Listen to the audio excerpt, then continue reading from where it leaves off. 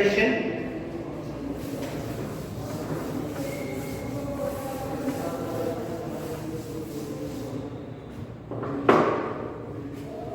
Question number 6.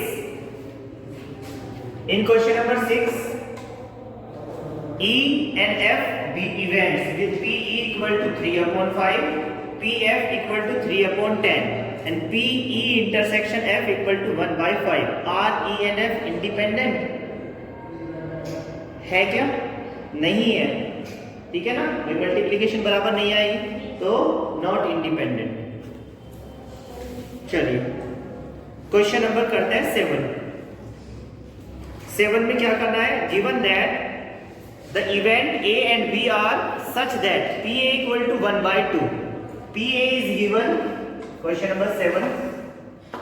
Given PA equal to 1/2. PA union B equal to 3/5 and PB equal to P.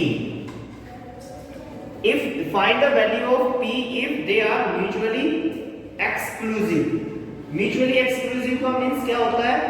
Probability of A intersection B equal to 0. Mutually exclusive का मतलब क्या होता है? जब उनमें कुछ common ना हो तो probability of A intersection B कितना आ जाएगा? 0. तो वहां से आप P की वैल्यू फाइंड कर सकते हो. Okay, and how you can find the value of A intersection, so you will use this formula A union B equal to probability of A plus probability of B minus probability of A intersection B. Yes या no? यहाँ से आप A intersection B की value find कर सकते हो. And if A and B are independent, तो what will be happen? Probability of A intersection B equal to probability of A into probability of B. तो दोनों कंडीशन से आप P की वैल्यू फाइंड कर सकते हो. क्लियर? चलिए भाई, ये भी आपको अपने आप करना है. नेक्स्ट क्वेश्चन पे चलते हैं. Question number 8.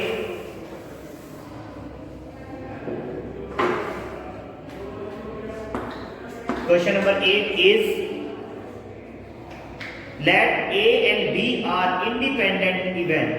अच्छा, independent event that PA equal to given PA equal to probability of A equal to 0.3, probability of B is 0.4. find the probability, हमें find करनी है first probability of A intersection B. If probability of A and B means A and B are independent event, so what will be the value of P A intersection B? We will multiply 0.3 into 0.4, so it will be 0.12. Yes you know? Okay, now how we can find the value of P A union B? तो वो वाला formula जो अभी मैंने बताया था. How you can find the value of P A by B A condition with B? P A union B. P A intersection B. P A intersection B upon P B. This question also you can do. Okay. कर लोगे ना? कोई problem ही नहीं है. Formula लगाओ, answer पाओ. हो जाएगा फिर. चलो आगे चलो, नोट करने की तो जरूरत नहीं है. ऑनलाइन स्टूडेंट्स आपको समझ आ रहा है बेटा?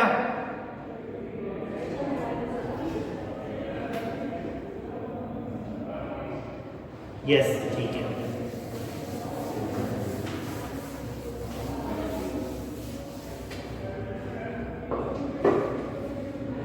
चलिए आगे चलते हैं.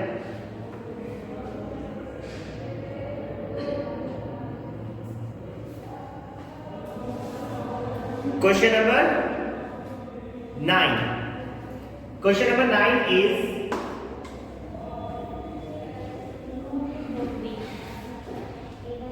question number 9. If A and B are two events such that PA equal to 1/4.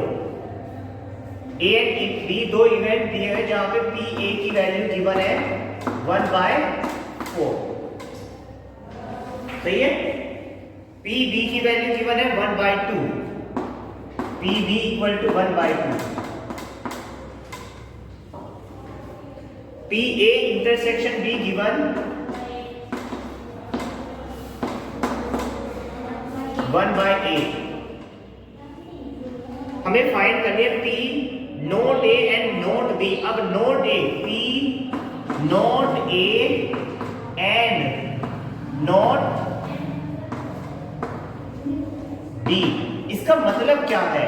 Note A and not B, ना तो ए है ना बी है। तो देखो सिंपल सी बात है, जब मैंने आपको 11th क्लास में प्रोबेबिलिटी पढ़ाई थी तो मैंने बताया था what is the means of or union, what is the means of and intersection, yes या नो? ठीक है, तो यहीं पे वो फॉलो करते हैं। तो ये हो जाएगा प्रोबेबिलिटी ऑफ नोट ए का mean A dash right, and का मतलब इंटरसेक्शन, नोट बी का मतलब ये। अब इसका मतलब क्या होता है?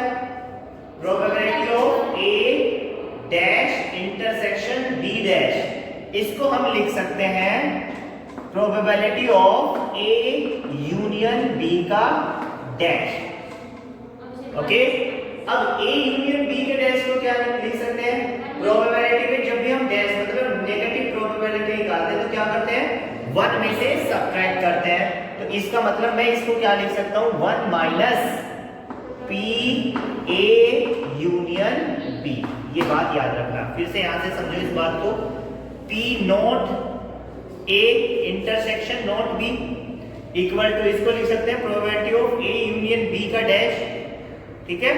और इसको हम क्या लिख सकते हैं? 1 minus probability of A union B. Now अब हमारे पास ये गिवन है। First of all we have to find the value of probability of A union B. तो how we can find?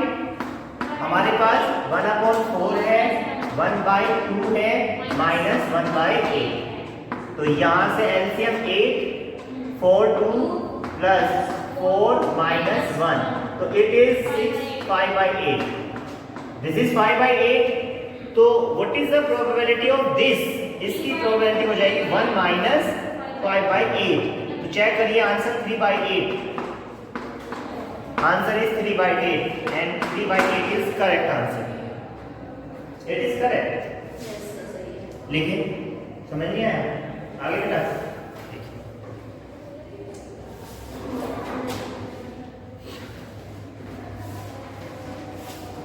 Online students, आपको कोई डाउट है तो तुरंत पूछ लेना बेटा। डाउट है?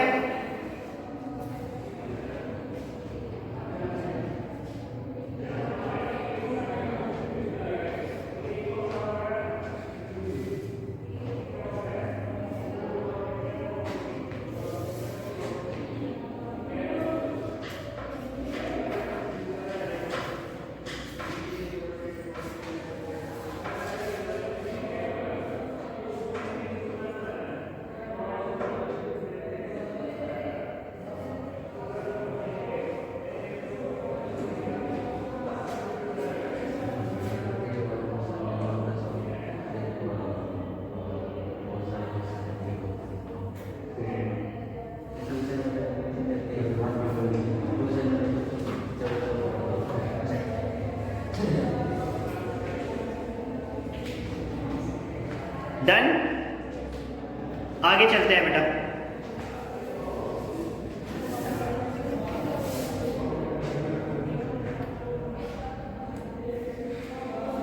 ये तो पता है ना, ए डैश को हम क्या लिखते हैं? 1 माइनस ए लिखेंगे ना, प्रोबेबिलिटी ऑफ ए। हाँ, तो ये भी याद रखना। ठीक है, नेक्स्ट हो गया ना सभी का? Next question is